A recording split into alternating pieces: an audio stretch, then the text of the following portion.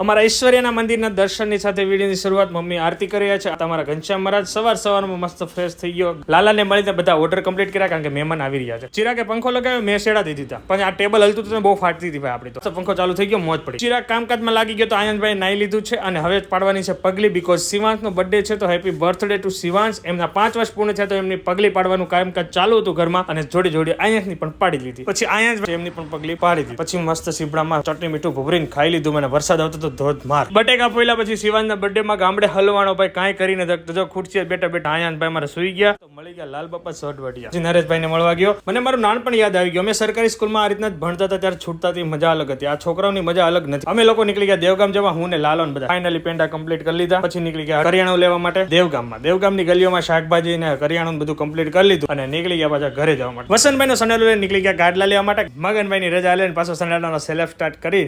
આ સાથે વિડીયોને એન્ડ કરી દે. Bye bye.